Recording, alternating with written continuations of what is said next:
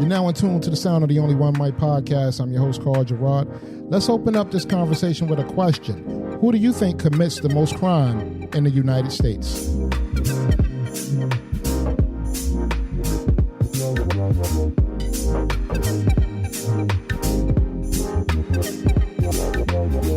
All right, really think about this one,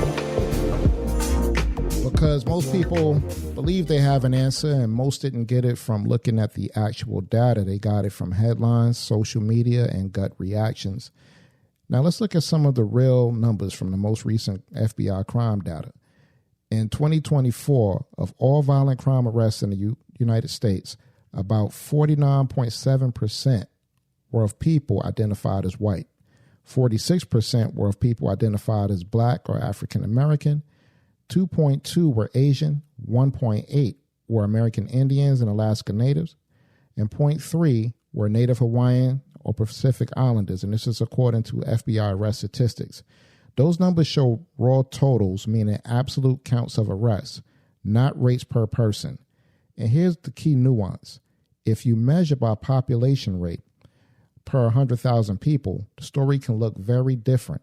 For example, research on violent crime like aggravated assault shows that white individuals accounted for the majority of arrests in raw numbers, and that was about 61.4%.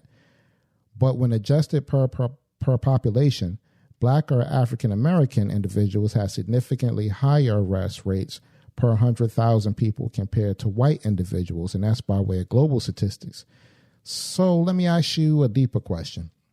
When someone says something like, this group commits more crime, do they mean more total incidents, more arrests, more per 100,000 people? Because those are three different measurements. And if we go further, arrests don't necessarily mean crimes were committed. They reflect where police are patrolling, who they stop, who gets charged, and law enforcement priorities. And one part almost nobody talks about, most violent crime happens between people of the same race. That means people are generally harmed by someone who lives in their community and looks like them, not some monolithic other group. So instead of trying to answer a question of who does the most crime as a racial competition, maybe the real question is, why do we frame crime as a racial scoreboard instead of a social problem? And this isn't about, defending anybody. It's about understanding how data works and why numbers without context can mislead. And also, we also know that through media, the bias that's involved in media will focus on people of color more than they would, our white counterparts or any other minorities. Well, I can't even say any other minorities because there are a lot of others that are getting flack, but, African Americans get it the hardest in terms of how we're portrayed in media. So who do you think commits the most crime in the U.S.? And more importantly, why do you think that?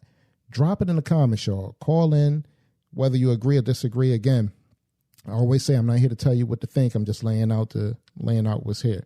So if you disagree, if you have more information to add on to this, I would love to hear from you because, truth doesn't come from silence. It comes from conversations like these, guys.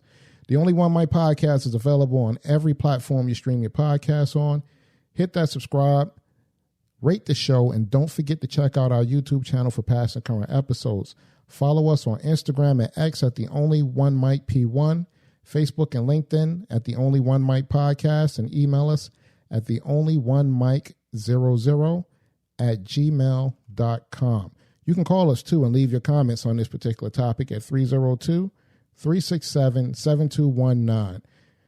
Your comment could actually make it on the show, folks, but we appreciate you as always. And again, tap in on this. Who do you think commits the most crime in the U.S.?